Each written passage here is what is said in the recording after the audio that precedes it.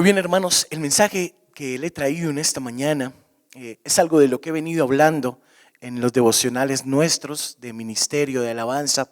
También hablé de esto en el grupo allá en Cajicá. Vamos a estar basados en dos textos principales que son Génesis capítulo 39 y Job capítulo 31. Muy bien, y ahorita ya le voy a dar el nombre del mensaje.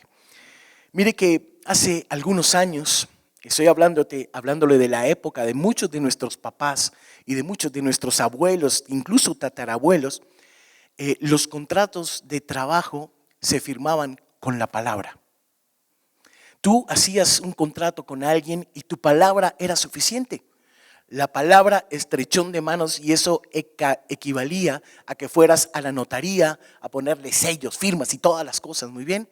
El valor de la palabra era algo realmente valioso.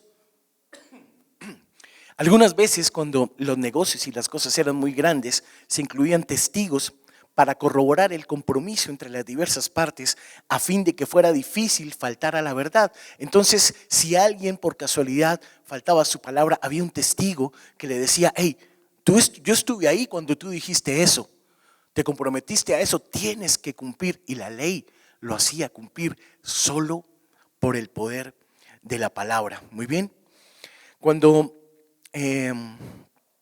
algunas veces usted escuchó decir: qué persona tan íntegra esta, ¿cierto? Escuchamos decir de nuestros abuelos, de personas que nosotros, usted y yo conocemos, algunos hacen parte de nuestra congregación, y dijimos: esta persona es una persona íntegra, recta, honesta, completa. Lo decimos de muchas personas, y eso, ser conocido como un hombre íntegro, es una gran bendición y habla bien de la reputación de cada persona. Realmente la integridad era lo que marcaba el prestigio de un hombre. El título de este mensaje es el valor de la integridad. Cuando muchos de nosotros éramos niños, en los colegios se dictaba una clase que se llamaba urbanidad. ¿Cuántos aquí alcanzaron a ver esa clasecita? Ya los que somos mayorcitos, ¿sí o no? ¿Cierto? ¿Verdad? Se llamaba urbanidad, y ahí se aprendían todas las normas de comportamiento para los diferentes escenarios de la vida cotidiana. El texto base que usaban en todos los colegios lo ayudó a escribir nuestro hermano Santiago. Se llamaba La Urbanidad de Carreño. Muy bien, ¿cierto? Y lo hizo Santiago en colaboración con los padres fundadores de la iglesia. Muy bien, Santi debe estar allá riéndose. En fin, yo estudié en un colegio de jesuitas. Ese colegio era San Bartolomé Mayor, que era en toda una esquinita ahí de la Plaza de Bolívar. Y ahí en ese colegio había una asignatura que se llamaba integración. Muy bien. Era una asignatura que únicamente existía en los colegios de la compañía en ese momento. Y esa asignatura no solo contemplaba la educación y el comportamiento en las diferentes áreas de nuestra vida, sino que evaluaba la integridad de los que ahí estudiábamos. Entonces eso era algo parecido a conducta. Usted se acuerda que había una materia que se llamaba conducta, y entonces usted tenía todo el año 5 en conducta o 10 en conducta, los que les calificaban sobre 10, ¿ok?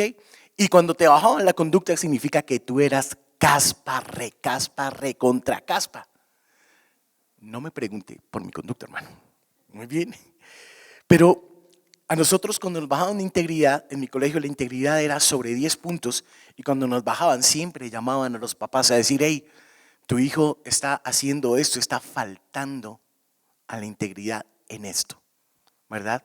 Y había muchísimas faltas a la integridad, ¿cierto? Si te cogían en mentiras, en mi colegio por lo menos eso era grave, ¿sí? Si te cogían vendiendo cosas, faltando el respeto a los mayores, en fin, todo lo que contemplaba la urbanidad de Carreño de que hablamos, eso era un tema que era grave. En este momento, en ningún colegio que yo sepa, yo no tengo hijos, pero en ningún colegio que yo sepa ya dictan urbanidad. Salió del pensum académico, imagínense eso. Y pues por supuesto podemos ver las consecuencias de que eso ya no lo dicten. Podemos ver las consecuencias de que en los colegios ya no se imprima el sello de integridad que se debe imprimir también desde las familias. Entrenan a los muchachos en múltiples destrezas y conocimientos, pero ya no lo hacen en integridad. ¿De dónde viene esta palabra integridad? Proviene del griego integrar, proviene del verbo integrar. Significa estar tan unido que te conviertes en un todo completo o perfecto. Voy a repetir eso. Significa estar tan unido que te conviertes en un todo completo o perfecto. La integridad es cuando tu Biblia, tus creencias, tu comportamiento, tus acciones son consistentes en un todo entre sí y no por un momentico, sino todo el tiempo. Es completamente constante. Un autor que se llama John Maxwell escribió que la medida del carácter real de un hombre es lo que haría si supiera que nunca lo van a descubrir. Le voy a repetir eso. La medida del carácter real de un hombre es lo que haría si supiera que nunca lo van a descubrir. También escribió que una persona con integridad no tiene lealtades divididas. Una persona con integridad no finge, no quiere quedar bien, lo único que quiere es hacer lo correcto. Las personas con integridad son personas enteras, pueden ser identificadas por su coherencia en todas las circunstancias, en las buenas, en las malas, en la bendición, en el desierto, en la tempestad y en el día soleado. Muy bien, la integridad no es tanto lo que hacemos como lo que somos. Usted puede identificar cuando hay una erosión en su integridad porque las preguntas comienzan a cambiar, las preguntas sobre su propia vida. Usted, en vez de preguntarse qué es lo correcto en esta situación, comienza a preguntarse qué es lo que estoy legalmente obligado a hacer. En otras palabras, usted comienza a preguntarse ¿qué puedo hacer para salirme con la mía? Y esa es una pregunta que muchas veces viene en automático, ¿verdad? Cuando somos descubiertos, es parte de la naturaleza humana, en algo que no es lo correcto, normalmente intentamos justificarnos y en esa justificación queremos salirnos con la nuestra y quedar bien, sin importar si eso es lo correcto o no, ¿verdad? Desafortunadamente en nuestro país abundan los ejemplos de falta de integridad. Tenemos congresistas que se toman vacaciones con la plata de los contribuyentes. En la iglesia tenemos pastores que se presentan como hombres piadosos y luego se descubre que tienen una vida oculta. Tenemos asesores financieros que realmente son estafadores. Tenemos personas en el altar en muchas iglesias con amantes, fornicarios, defraudadores de la inocencia de los feligreses, etc. La integridad es tan poco común que nos hemos vuelto cínicos. No confiamos en nadie. En otras palabras, tenemos una crisis de integridad. En esta mañana vamos a ver un brillante ejemplo de integridad que usted y yo conocemos, porque de este texto hemos hablado 1.000.000 de veces, no solo en este altar, sino yo creo que en 1.000.000 de predicaciones que usted haya escuchado. Vamos a ver el comportamiento de José mientras vive como un esclavo y luego cómo es tratado este hombre como un criminal. La integridad de la vida de José lo convierte en uno de los grandes ejemplos de la palabra y realmente hay mucho que aprender de este hombre. Usted ya sabe que José era odiado por sus hermanos. Cuando José salió a pasarle revista a sus hermanos, ellos lo atacaron, tomaron la túnica que le dio su padre y luego lo arrojaron a un pozo. Cuando los comerciantes madianitas llegaron, ellos lo vendieron. Luego estos madianitas fueron a Egipto y allá lo volvieron a vender por segunda vez y se lo vendieron a un hombre llamado Potifar. Yo creo que esa historia absolutamente todos la conocemos. Se nos dice en la palabra que Potifar era oficial del faraón, el rey de Egipto, y era el capitán de la guardia del palacio. Hay cierto debate sobre qué posición realmente tenía este hombre Potifar. Algunos sugieren que era como el capitán de los guardaespaldas, algo así como el jefe de la policía secreta de Egipto. Otros piensan que tal vez era el director de las prisiones de Faraón y algunos otros que estaba a cargo de los asuntos del palacio. Lo que realmente nos interesa es que este hombre tenía un alto cargo. Muy bien, en el gobierno de Egipto. Acompáñame a Génesis 39 y vamos a comenzar a leer a partir del verso 2 y vamos a leer hasta el 6. Voy a leerlo en la Reina Valera. Dice la palabra: mas Jehová estaba con José y fue varón próspero, y estaba en la casa de su amo el egipcio, y vio su amo que Jehová estaba con él y que todo lo que él hacía, Jehová lo hacía prosperar en su mano. Así halló José gracia en sus ojos y le servía. Y él le hizo mayordomo de su casa y entregó en su poder todo lo que tenía. Y aconteció que desde cuando le dio el encargo de su casa y de todo lo que tenía, Jehová bendijo la casa del egipcio a causa de José. Y la bendición de Jehová estaba sobre todo lo que tenía, así en casa como en el campo. Y dejó todo lo que tenía en manos de José, y con él no se preocupaba de cosa alguna, sino del pan que comía. Y era José de hermoso semblante y bella presencia. Lo primero de lo que le quiero hablar en esta mañana es que la integridad no cambia con las circunstancias. Deténgase usted por un minuto y póngase un segundo en las sandalias de José. Usted ha sido rechazado por sus hermanos que realmente pensaron seriamente en matarlo o en dejarlo morir. ¿Cuántos tenemos hermanos acá? La mayoría de nosotros tenemos hermanos. Ahora piense por un segundo que ese hermano o que esa hermana está haciendo un complot para matarlo. ¿Cómo se sentiría? ¿Cómo se sentiría eso? Que tu propia sangre está haciendo un complot para acabar con tu vida. ¿Cómo te sentirías si tus propios hermanos que te metieron en una cisterna ya te venden como un esclavo? O sea, te despojan de toda tu dignidad de hijo. Porque usted sabe que este hombre era el favorito de su papá. Por eso le había dado la túnica que sus hermanos le habían quitado. Muy bien. ¿Cómo se sentiría si lo vendieran otra vez como esclavo? Si estuviera lejos de su casa, si pasara de ser el hijo favorito a un sirviente común en la casa de un desconocido, en un país desconocido.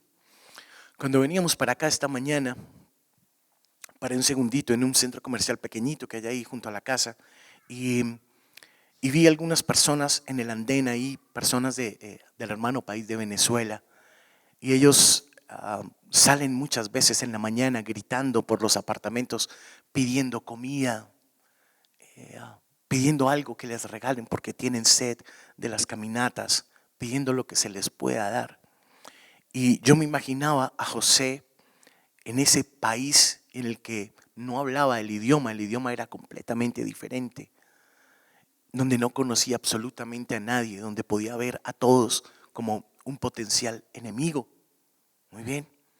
Y pensaba en lo que estas personas sienten estando lejos de su patria y que muchas veces son criticados por nosotros mismos, pero nosotros no estamos en sus zapatos, como usted y yo nunca hemos estado en las sandalias de José. Muy bien. Yo sospecho que en el mejor de los casos, si a usted le hubiera pasado algo así parecido a esto, usted estaría deprimido, desalentado, tal vez estaría aterrorizado. Incluso muchos podrían decir: no, prefiero morirme aquí que ser esclavo. ¿Cómo es posible yo siendo el hijo de papi me toca aquí lavar los platos? No, voy a pensar eso, ¿cierto? Este hombre seguramente tenía muchas preguntas en su mente. José parece, de acuerdo a lo que dice la palabra, haber trabajado para Potifar, pero no de cualquier manera. Este hombre trabajó de la misma manera en que lo había hecho para su papá. Dio lo mejor de sí y como resultado de la buena obra de José, él ascendió rápidamente en medio de todos los empleados que vivían en esa casa de este hombre, de este alto funcionario egipcio, y fue puesto a cargo de toda la familia de Potifar. Bajo su liderazgo, dice ahí la palabra, la casa de Potifar prosperó enormemente. Pero veremos en un minuto que esta buena fortuna no duró y que José terminó en la cárcel. E incluso en la cárcel, esto es lo que leemos ahí mismo en Génesis 39, pero vamos a los versos 21 en adelante. Dice la palabra: Pero Jehová estaba con José y le extendió su misericordia y le dio gracia en los ojos del jefe de la cárcel. Y el jefe de la cárcel entregó en manos de José el cuidado de todos los presos que había en aquella prisión. Todo lo que se hacía allí, él lo hacía. No necesitaba atender el jefe de la cárcel cosa alguna de los que estaban al cuidado de José, porque Jehová estaba con José y lo que él hacía, Jehová lo prosperaba.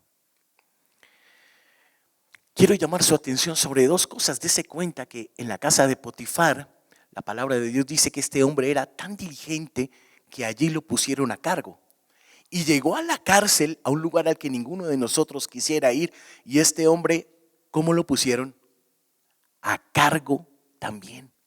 Es decir, sin importar el lugar, este hombre dio fruto.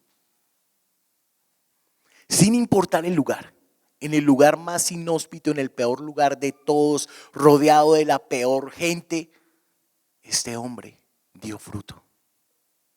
Trabajó de la misma manera, con integridad, tanto para su papá, para su familia, como para el amo Potifar, como para el jefe de los carceleros. Muy bien. ¿Por qué este hombre continuó haciendo todo lo posible en cualquier circunstancia que se encontrara? La única razón que yo veo y que para mí tiene sentido es que realmente este hombre creyó en la promesa de Dios. Él creía que de alguna manera, de alguna forma, Dios lo estaba guiando para su propósito y gloria. El apóstol Pablo dijo en Primera de Corintios, capítulo 10, verso 31, lo siguiente. Dijo: si coméis o bebéis o hacéis otra cosa, hacedlo todo para la gloria de Dios. En Romanos 13 se nos dice que sirvamos a las autoridades gobernantes como una manera de honrar al Señor que estableció la autoridad. En otras palabras, debemos honrar a nuestros líderes, porque son nuestros líderes puestos por Dios, nos guste o no nos guste. Mire que cuando el Señor elige un liderazgo, el Señor no hace un concurso de popularidad.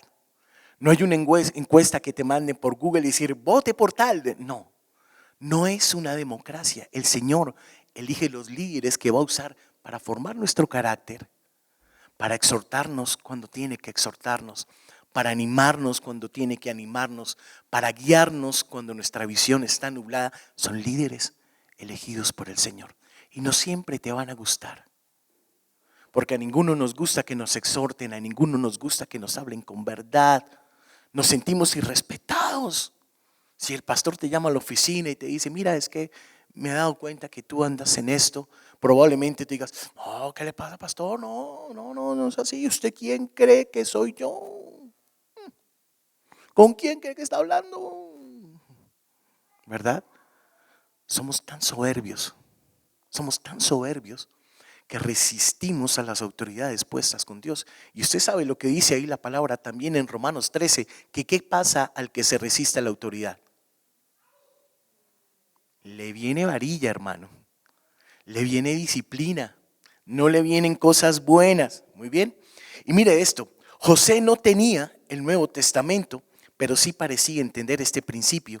Debemos vivir todos los días, en todos los sentidos, dando cada una de nuestras tareas como una ofrenda al Señor.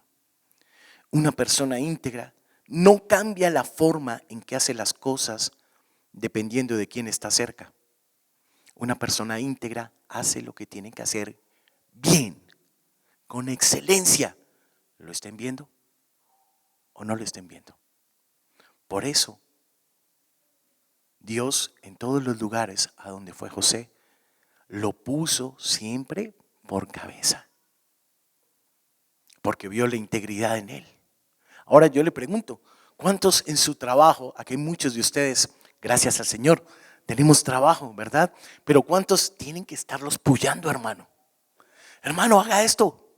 No, que se le olvidó esto otro. No, pero usted sí es descuidado. Pero ¿qué hubo? Ya hizo no sé qué. Y toca todo el tiempo es estarle dando pedal, porque si no, usted deja caer todo. ¿Sabe de qué habla eso? De que le hace falta trabajar en su integridad. Si tiene que llamarlo nuestro pastor a decirle, oye hermano, mira, acuérdate que hoy tenemos reunión tan pronto acaba el servicio. Y tiene que volverle a repetir allá a la salida, acuérdate que hoy tenemos reunión tan pronto acaba el servicio. Si usted se encarga de la oración y de pronto se queda ya foqueado, hermano, ¿sí? Se queda ahí en los brazos de Morfeo, ¿cierto? Yo sé que aquí le ha pasado a más de uno, ¿verdad? Pero si usted es el encargado, eso habla de que a usted le hace falta crecer en integridad en su servicio al Señor. Muy bien. Entonces, lo primero, la integridad no cambia con las circunstancias. Lo segundo, de lo que le quiero hablar, es que la integridad no compromete sus valores, ¿ok? En otras palabras, usted no cambia lo que es importante para usted en función de las circunstancias. La integridad siempre es leal a los valores fundamentales. Usted y yo somos leales a los valores consignados en la palabra del Señor. Entonces muchas veces cuando aquí predicamos la palabra del Señor y predicamos lo que la palabra dice, tal vez usted puede decir, no, pero es que los pastores les falta ser un poquito más abiertos. Es que, hermano, aquí predicamos lo que dice la palabra del Señor. No predicamos para que a usted le guste o no le guste, para que sea popular o no sea popular lo que decimos. Predicamos lo que dice la palabra del Señor. Así muchas veces no le guste, pero es nuestra obligación. Eso es lo que a nosotros el Señor nos demanda. Muy bien. Nuestra integridad es ser leales a Cristo y a su palabra, sin importar la circunstancia. No importa si estás con amigos o de pie ante alguien que te exige retractarte de tu fe o morir.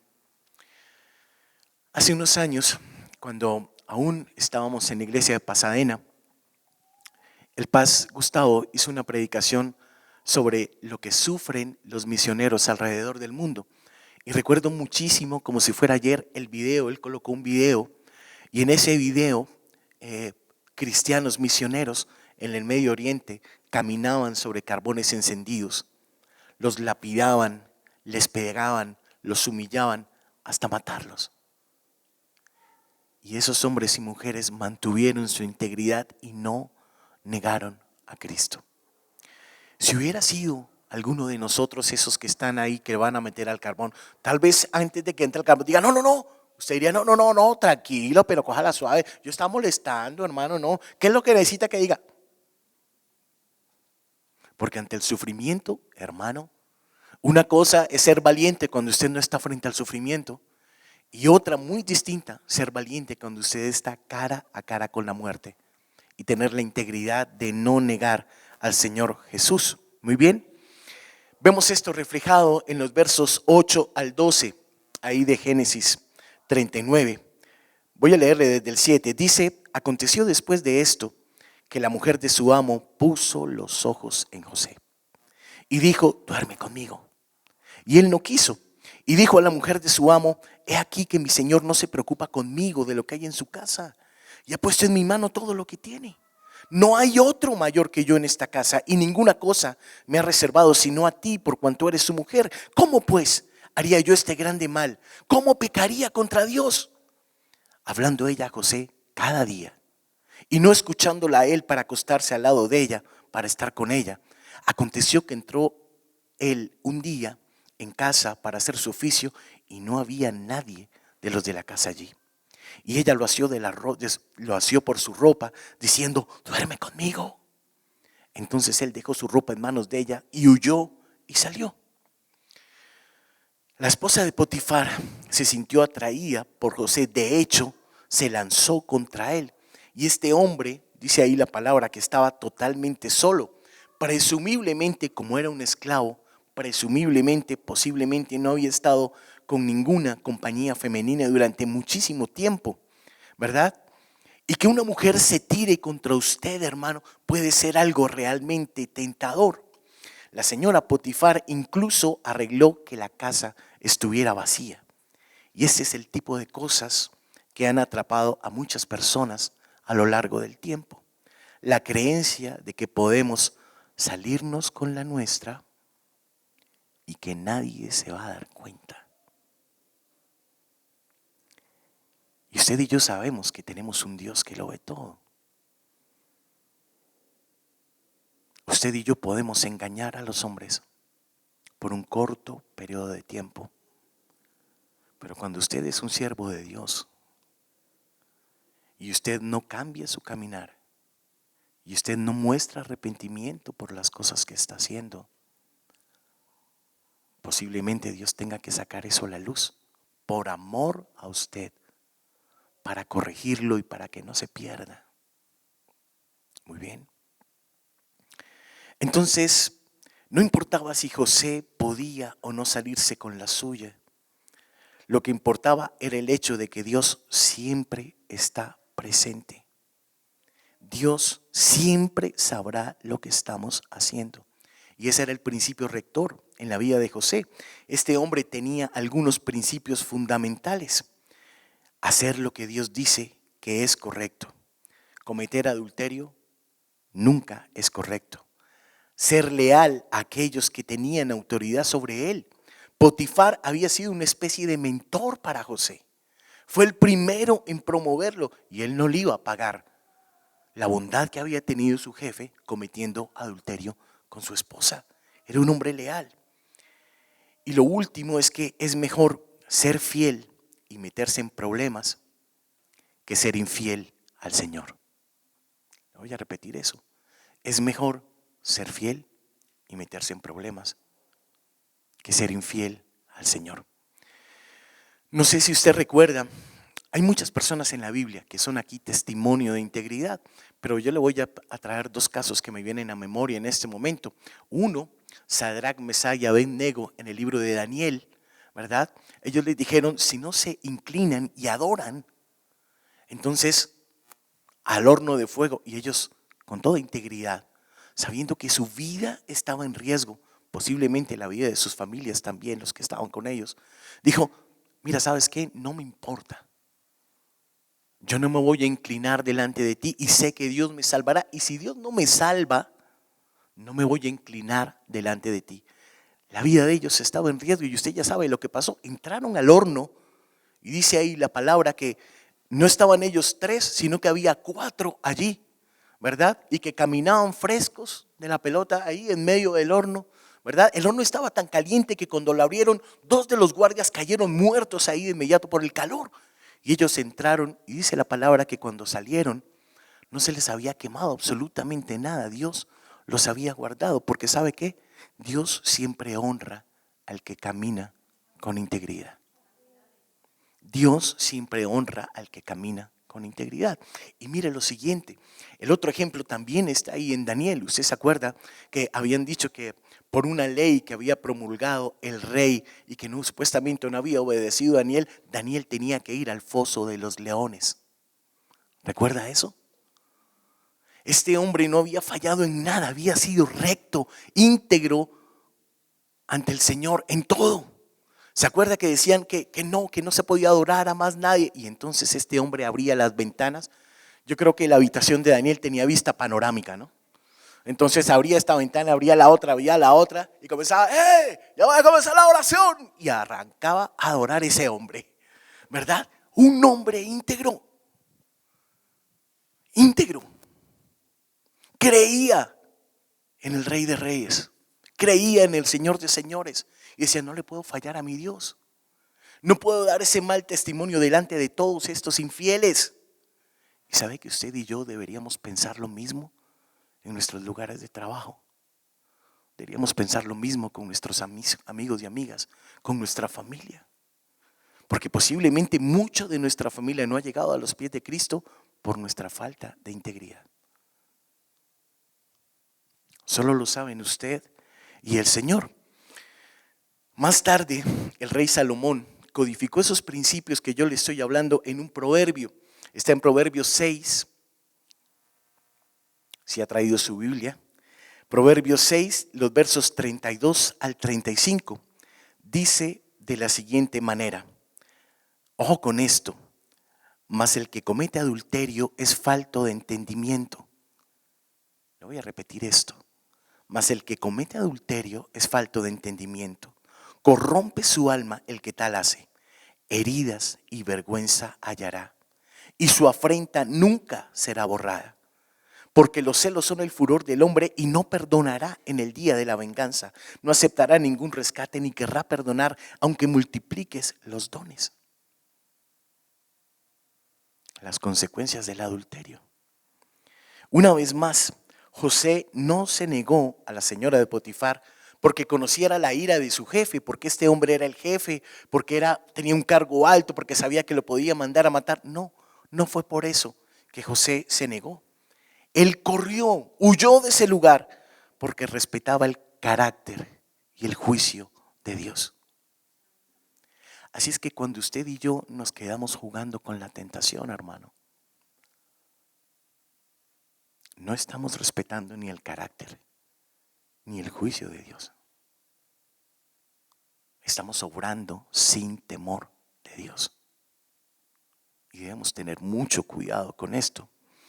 Y esto me recuerda un texto que mirábamos con los chicos de la alabanza en el devocional del martes. Y está en Job capítulo 31, si me ayudas allá arriba. Y habla precisamente de este tipo de integridad. Usted sabe que Job también es uno de los héroes de la integridad en la palabra, ¿correcto? Y dice ahí el verso 1, hice pacto con mis ojos de no mirar con codicia sexual a ninguna joven. ¿Por qué cree usted que Job comienza este proverbio hablando precisamente de esto? No mirar con codicia sexual a ninguna joven. Y diciendo que hace pacto por los ojos, porque normalmente ese tipo de pecado, adivine por dónde entra. Por nuestros ojos. Porque nuestros ojos codician. ¿Y sabe algo? No se refiere aquí únicamente al hombre. Porque las mujeres también miran con codicia sexual. Lo que pasa es que miran más disimuladamente. Los hombres somos ventiladores. ¿Cierto? Las mujeres no miran de esa manera. Las mujeres llegan y miran y por dentro, oh Dios mío, por dentro y por fuera tiene la carita, pero por dentro, ¿cierto? Así miran. Y entonces está diciendo aquí la palabra, mira, hice pacto con mis ojos de no mirar con codicia sexual a ninguna joven. Usted y yo podríamos decir eso, que no hemos mirado con codicia sexual a otra persona diferente de nuestras parejas. Así sea un pensamiento chiquitito. Así sea un, ay, perdón, Señor. ¿Sí? Así sea eso.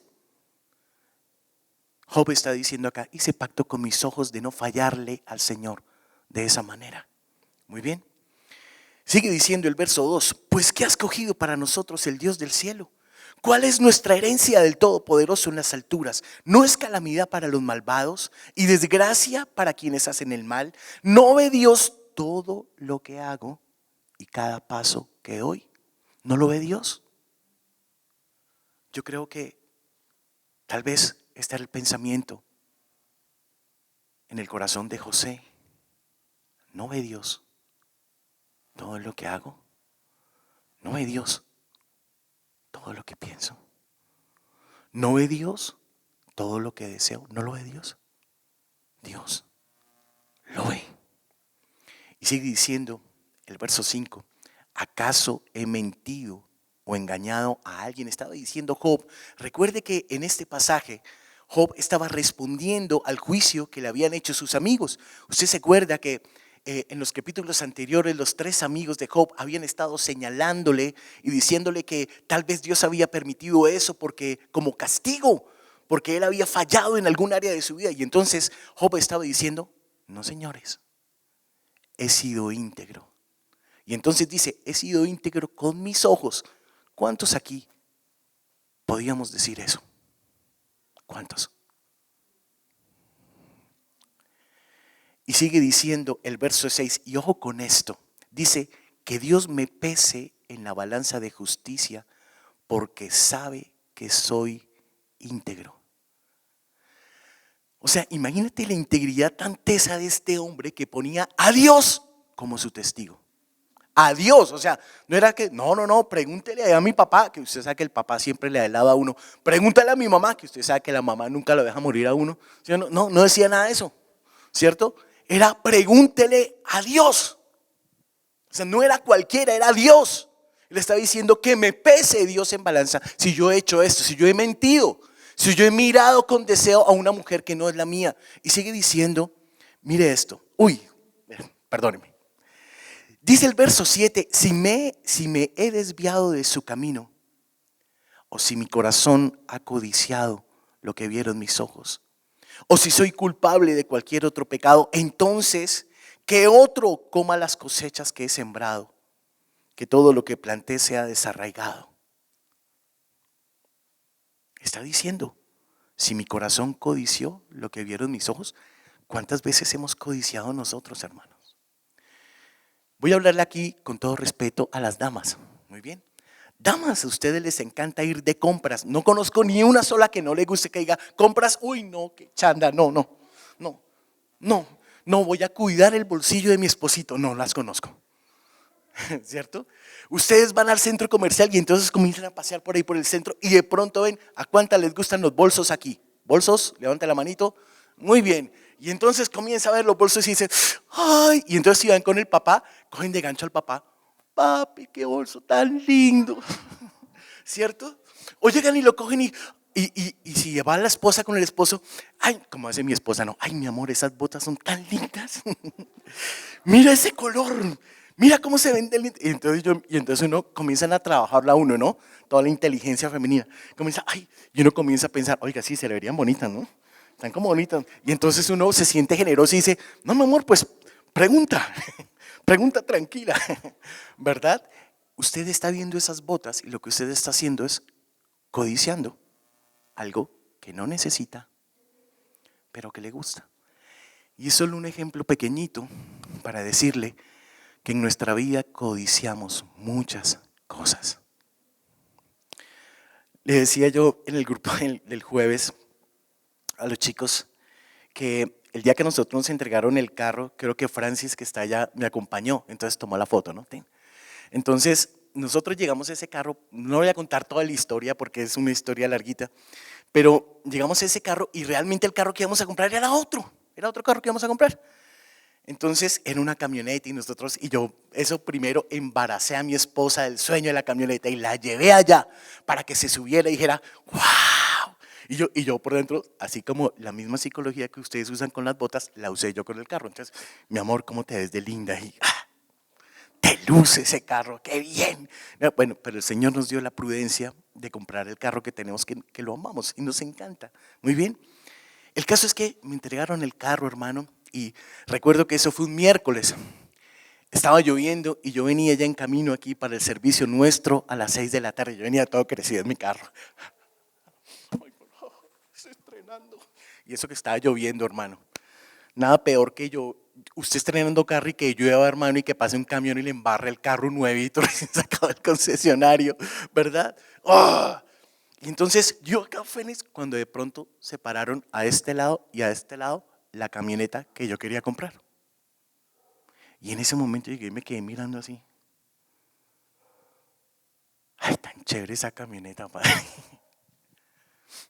Y en mi corazón hubo el deseo de tener esa camioneta. Y Dios me estaba bendiciendo con ese carro que me lo acababan de entregar. Y así somos nosotros con todo. Recuerdo cuando nos entregaron nuestro apartamento, nuestra casa, que amamos tanto, algunos de ustedes la conocen, son todos bienvenidos cuando quieran visitarnos allá en Cajicá. Y recuerdo cuando nos las entregaron, nosotros éramos felices.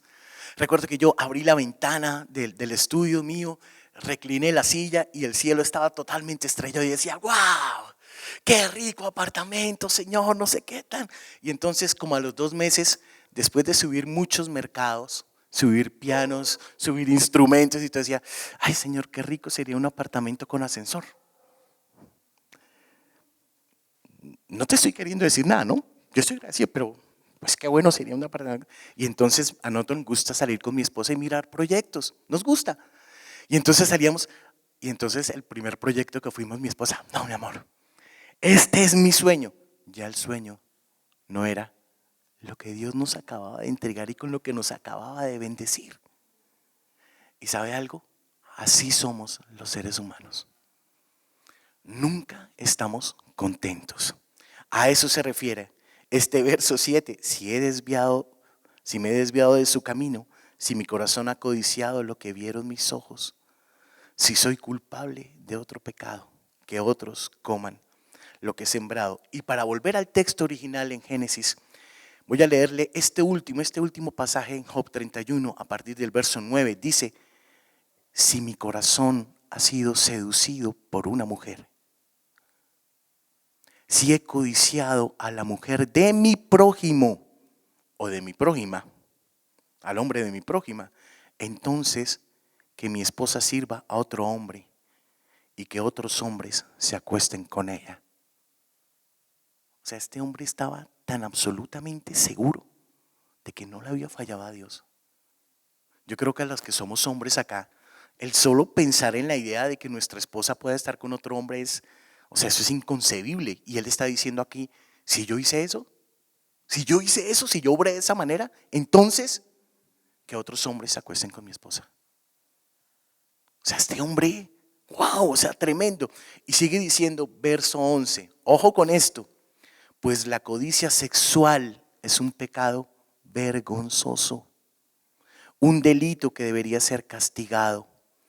Y este verso, estoy leyéndolo de la Nueva Traducción Viviente, dice, verso 12, ojo, es un fuego que arde todo el camino hasta el infierno y arrasaría con todo lo que poseo. Está hablando esto de la codicia sexual. Es un fuego que arde todo el camino hasta el infierno. O sea que todo el camino que usted está concibiendo eso en su mente, todo el camino que usted está planeando cómo hacerlo, todo ese camino usted va derechito al infierno, mi hermano. Todo ese tiempo usted se va quemando y no se da cuenta. Wow. Volviendo a nuestro texto inicial, para su crédito, José no jugó con la tentación. José huyó de ella. Él no dijo, yo puedo manejar esto. Él no dijo, ay no, pobrecita esta señora, le voy a ayudar en su problema matrimonial.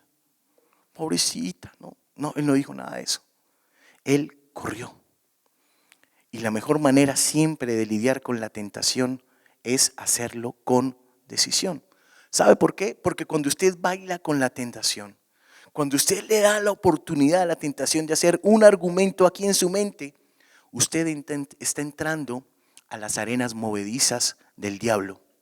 Y yo le aconsejo que no juegue con el diablo, hermano, porque él es bueno en las prácticas destructivas y tiene mucha más práctica que usted y que yo.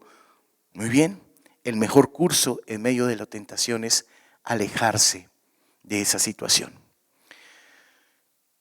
En cuarto lugar, lo que le quiero enseñar, de lo que le quiero hablar en esta mañana, es que la integridad no siempre es apreciada o recompensada. Le voy a repetir eso. La integridad no siempre es apreciada o recompensada. Ahí en Génesis 39, los versos 13 en adelante, dice de la siguiente manera. Escúcheme. Cuando vio ella que le había dejado la ropa en sus manos y había huido fuera, llamó a los de la casa y les habló diciendo, mirad, nos ha traído un hebreo para que hiciese burla de nosotros. Vino él a mí para dormir conmigo y yo di grandes voces. Y viendo que yo alzaba la voz y gritaba, entonces dejó junto a mí su ropa y huyó y salió. Y ella se puso junto a sí la ropa de José hasta que vino su señor a su casa. Entonces le habló ella las mismas palabras diciendo, el siervo hebreo que nos trajiste vino a mí para deshonrarme. Y cuando yo alcé mi voz y grité, él dejó su ropa junto a mí y huyó fuera. Y sucedió que cuando oyó el amo de José las palabras que su mujer le hablaba diciendo, así me ha tratado tu siervo, se encendió su furor. Y tomó su amo a José y lo puso en la cárcel, donde estaban los presos del rey, y estuvo allí en la cárcel. Usted y yo sabemos que José hizo lo correcto. Y hacer lo correcto es lo verdaderamente importante para el Señor. Pero a menudo hacer lo correcto no le va a importar a nadie. Hacer lo correcto a usted lo va a hacer impopular. Lo van a descalificar, lo van a insultar, lo van a tratar de tonto. Van a intentar aprovecharse de usted, echarle el agua sucia en muchas oportunidades. Hacer lo correcto muchas veces lo va a meter en problemas. Un empleado de un hospital que se niega a hacer un acto inmoral o contra su ética muchas veces es despedido en esta época actual. Un empleado que se niega a maquillar los números de un informe de contabilidad podría ser despedido. Alguien que dice la verdad sobre un crimen que presenció puede ser tratado con dureza por aquellos que están involucrados en hacer el mal. En fin, hay una pregunta que a mí me viene que es interesante en este texto. ¿Y sabes cuál es? Imagínate que en Egipto, en esa época en la que José vivió y en la época que estaba ahí Potifar y toda esta historia que nos está narrando la palabra, el intento de violación era un delito capital, o sea, era castigado con la muerte. Estaba consignado en el código de las leyes de Egipto que se castigaba con la muerte. Y este delito era peor aún cuando era un esclavo el que lo cometía, y mucho más cuando era contra un funcionario del gobierno. Entonces yo le pregunto, ¿por qué José, sabiendo que tenía que ser condenado a muerte, solo fue enviado a prisión y no fue ejecutado? Porque Dios lo guardó. Y porque Potifar sabía qué tipo de esposa tenía. Es probable que ella ya le hubiera sido infiel antes. Y entonces la integridad de esta mujer estaba puesta en duda. ¿Alguien alguna vez ha puesto en duda su integridad? ¿Alguien alguna vez le ha dicho, no te creo? No creo lo que estás diciendo. No se debe sentir nada bonito.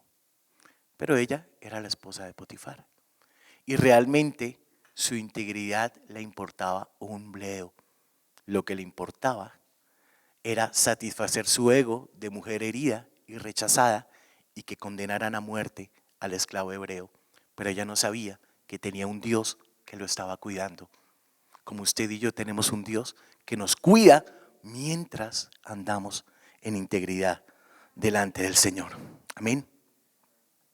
José fue enviado a prisión, pero aún ahí ascendió a través de todos los prisioneros y se fue puesto a cargo en la prisión.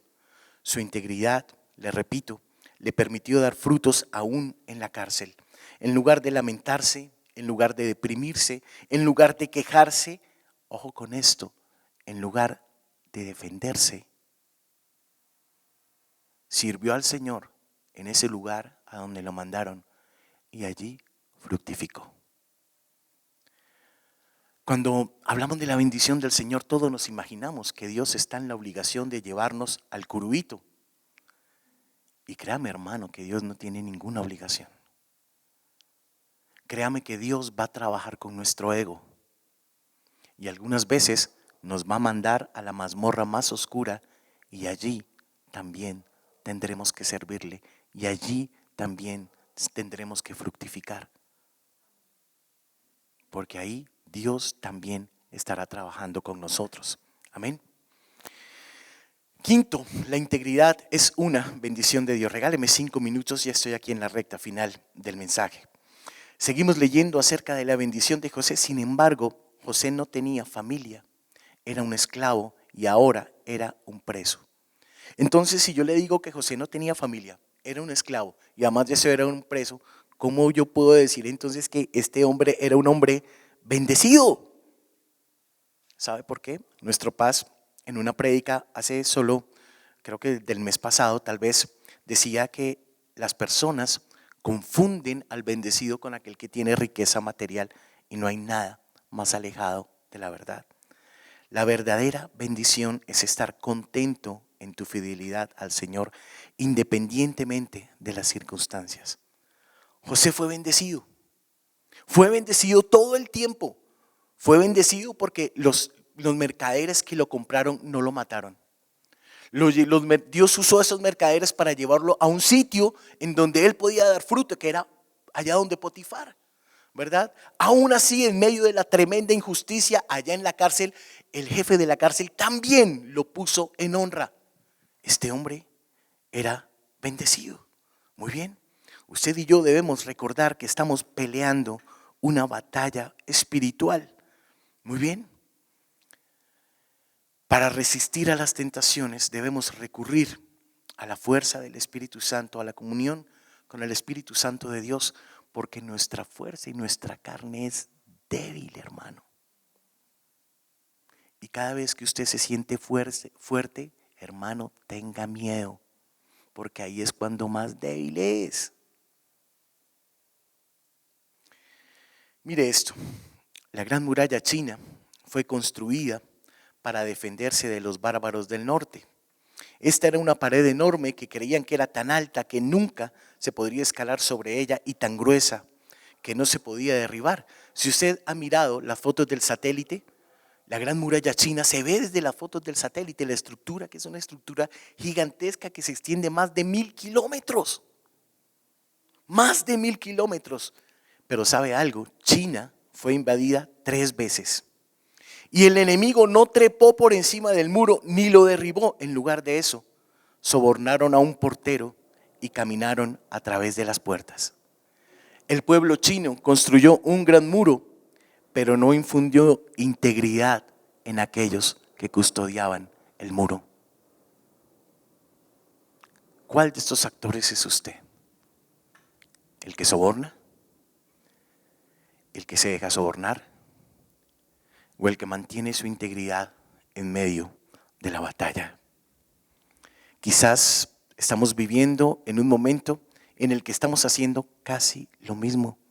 Construimos un ejército poderoso, clamamos por las libertades, creemos cada vez más en el poder del gobierno para resolver problemas, entre comillas. Sin embargo, sin integridad, nada vamos a avanzar. Parte de todas estas marchas y todo lo que está pasando ahora, una gran parte del clamor es integridad en los gobernantes y las cosas que están diciendo de la manera incorrecta, con los métodos incorrectos. Pero yo me pregunto, de todos esos muchachos que están protestando, que están gritando, que están destruyendo, ¿cuántos de ellos les fue enseñada integridad en sus casas, en sus familias? ¿Cuántos conoce usted que son partidarios de estos movimientos? ¿Y a cuántos de ustedes les ha presentado la integridad del Señor Jesús como estándar de vida? Muy bien, le voy a pedir que cierre sus ojos en donde está y me acompañe en esta oración. Señor Jesús, yo simplemente te doy gracias, Padre, por lo que has permitido hablar en esta noche, Dios, en esta tarde, Dios. Gracias, Señor, porque sencillamente tú, Señor de gloria, has puesto un espejo delante de nosotros, Señor. Nos has dejado ver, Señor, cuántas veces nuestros ojos nos han jugado mala pasada, Dios. Tu palabra dice, Señor, que nuestros ojos son la lámpara, Dios. La lámpara. Y la función de una lámpara es dar luz, no es traer oscuridad, Señor. Señor de gloria, con todo mi corazón te pido que nos perdones aquí, en este momento, a todos estos hombres y mujeres que estamos aquí reunidos, Señor, porque somos conscientes que con nuestros ojos te hemos fallado, Señor. Somos conscientes, Señor, que nuestra mirada ha codiciado, Dios, que nuestro corazón ha ido detrás de cosas indebidas, Señor. Tu palabra dice, Señor, que el pasado no importa y es dejado atrás en la medida en que mostramos fruto de arrepentimiento, Señor. Yo oro para que el precioso don del arrepentimiento pueda venir en esta hora sobre todos los que estamos en este lugar, Señor. Para que el precioso don del arrepentimiento, Dios, pueda venir en esta hora, Dios, y decirnos, hey, necesitas cambiar. Pero sabemos que nada podemos hacer, Señor, si tú no estás con nosotros, Señor. Que nada podemos hacer, Señor, si no tenemos la ayuda de tu Santo Espíritu, Dios. que nada podemos hacer si no estamos en comunión con la palabra de Dios. ¿Quién más nos puede mostrar la verdad sino tú, Señor? ¿Quién más puede confrontar nuestro corazón, nuestro pensamiento, nuestras miradas, nuestros hechos sino tú, Señor? Tú sabes todo cuanto hemos hecho, Dios. Tú sabes que hemos mentido, Dios. Sabes que hemos ocultado información. Sabes que hemos acomodado la verdad, Señor. Tú sabes todo eso, Dios. Tú sabes que preferimos muchas cosas. Preferimos deleitarnos en nuestro pecado, Dios, en lugar de ser íntegros y honrarte a ti, Señor. Y yo te pido, Dios, en esta hora, que tú nos perdones, Dios. Que tú nos guardes, Señor. Porque si verdaderamente, Dios, el sacrificio del Calvario, Dios, tiene valor para nosotros, Dios, eso nos debe motivar, Señor, a que nuestra integridad crezca hasta llegar a la estatura del que todo lo puede, Dios. Que recordemos que moriste allí, Señor, por cada uno de nosotros, que no reservaste nada para darnos, Señor, que pagaste el precio que nosotros merecíamos, y ese que nosotros merecíamos era muerte, pero en vez de muerte nos diste vida, Dios. Así es que permite que esa vida sea aprovechada, Dios, en honrarte y en servirte, Dios. Ayuda, Dios, a que nuestro servicio hacia ti crezca, Dios, y lo haga con un corazón correcto, con un espíritu correcto, con un pensamiento correcto, con una motivación correcta, Dios. Simplemente ayúdanos, Espíritu Santo de Dios, porque necesitamos de ti, Señor. Nosotros nunca tendremos cómo pagar, Señor. Como dice este cántico, Dios, no sé cómo pagar lo que tú hiciste por mí. No me alcanzará la vida porque es una deuda impagable, Dios. Una deuda que nos debe motivar a que nuestra integridad crezca, Dios. A que dejemos de jugar con el pecado, Dios. A que dejemos de estar pisando la arena movediza, Dios. Y si lo hemos hecho, Dios, si hemos estado jugando con la tentación, Señor, te pido, Dios, que hoy, Señor de gloria, nos podamos arrepentir de todo corazón y te podamos pedir perdón, Señor, y corregir nuestro camino, Dios. Dile ahí, Espíritu Santo, ayúdame a corregir mi propio camino, Dios.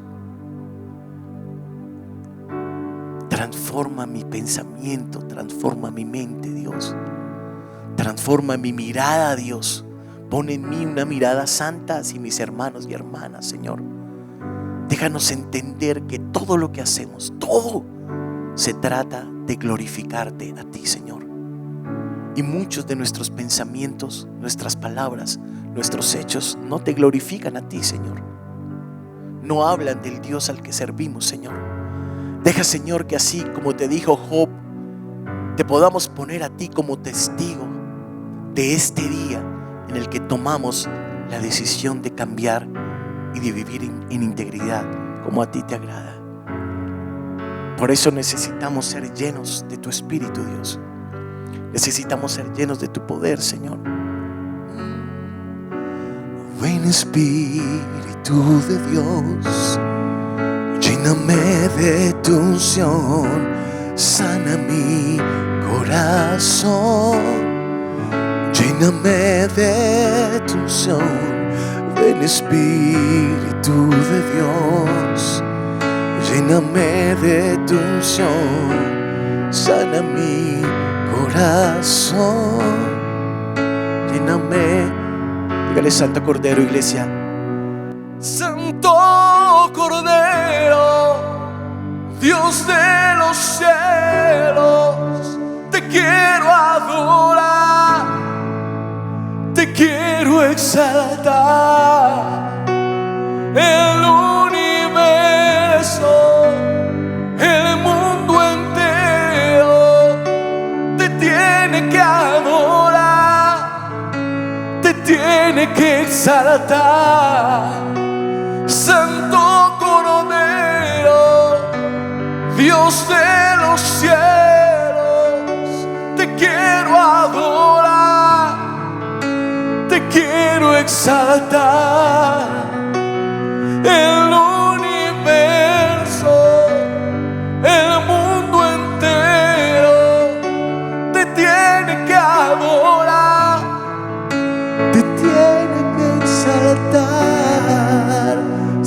tal vez. Un estribillo como este era el que José cantaba en medio de su prisión.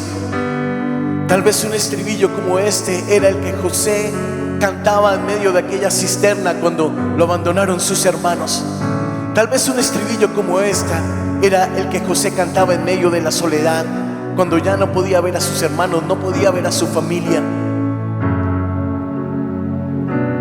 Ven Espíritu de Dios, lléname de tu unción, sana mi corazón, lléname de tu unción. Ven Espíritu de Dios, lléname de tu unción, sana mi corazón, lléname de tu unción. Señor de gloria, te doy gracias por permitirme predicar este mensaje en esta mañana, Dios. Te doy gracias, Señor, porque puedo entender, Señor, que tu estándar de integridad es tan diferente al nuestro, Dios. Porque puedo ver cuánto nos hace falta crecer, Señor, en nuestros pensamientos, en nuestros hechos, en nuestras acciones, en nuestras palabras, Señor, para ser los hombres y mujeres íntegros que tú deseas que seamos, Señor. Rendimos a ti todo el honor, toda la gloria, y levantamos esta ofrenda de aplausos a tu nombre, Rey, en el nombre de Jesús.